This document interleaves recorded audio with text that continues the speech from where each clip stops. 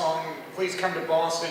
I actually had heard it before because it's on a compilation CD that I bought. Although I bought the CD for a different reason, because on the same one they have The Night Chicago Died by Paper Lace. When I first heard about that song, it's like, Chicago didn't die, so I had to listen to the song. It's like, oh, fictionalized account of their gangster past. Got it. But I also remembered the liner notes for what they had about Dave Loggins. They had to remind me that he had a more famous cousin, Kenny Loggins. Yeah, I know about Kenny Loggins because Kenny likes to do movie songs. I read a lot, so of course I was going to read that. Well, now for the regularly scheduled jokes. Active weekend, but don't mind that at all. Especially Saturday, that's the day of chores and errand running.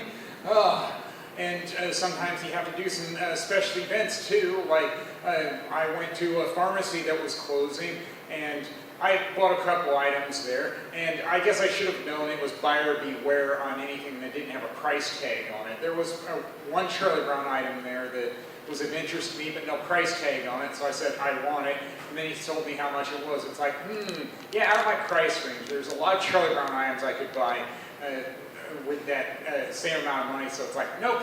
And I'm not the type that haggles either. He said I could haggle with him. It's like, nope.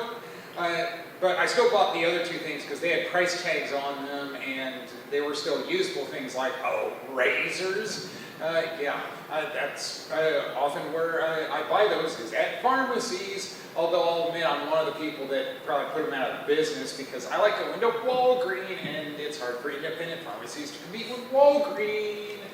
But what are you going to do? Corporations have taken over a lot of industries going all the way back to the 70s.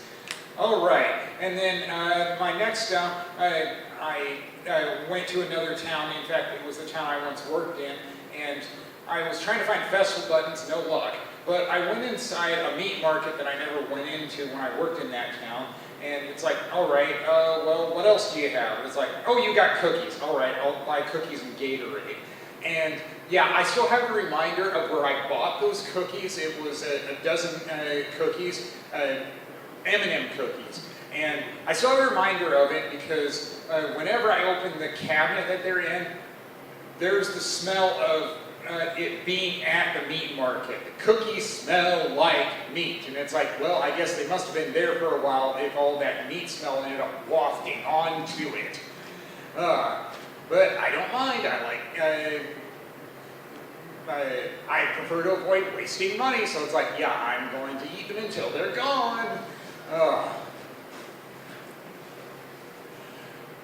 Well, yes, and then my next stop was the Saints game. Yeah, shocking. This guy loves baseball. Of course he's going to see the Saints. They're the local team.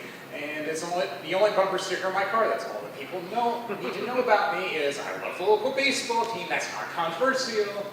Doubleheader. Yeah. And that meant that I had more time to mill around between games and such, or even go eat, or even after the game because they had food trucks before the fireworks. But, it was priceless, two things that I saw when I was just milling around between games or during one of the games. I was standing next to somebody for a while, and then I noticed that he had a tat on his arm. That's not unusual at all. A lot of people have tats, even though I don't have one myself. But I ended up reading it, and it's like, do you really need a tat to tell you what was on there? It said, love you then, love you still, always have, always will, love mom, XOXO. And it's like, your mom loves you. Do you need to have it as a tattoo to remind you? Not me! Also because, well, love was a four-letter word, and when I grew up, the real four-letter words, the swear words, are spoken more than love were. I wish I was making that up. Oh, and the other priceless thing I saw there was there were some national anthem singers because, and they were dressed up red, white, and blue. One more red, one more white, one more blue, because it's early 4th of July celebration. And I saw them after they were done singing in the concourse area. And I got a picture of it because, hey, it looked pretty cool. And then at first look, somebody might think that one of them was flipping me off, and it's like, no. You had to look at her hand a little bit closer. When she was pointing to the temple on her head, it was the index finger, not the middle one. And she wasn't talking to me, she was talking to somebody else, so she must have been saying something about something right or wrong with her head as to why she was pointing to it.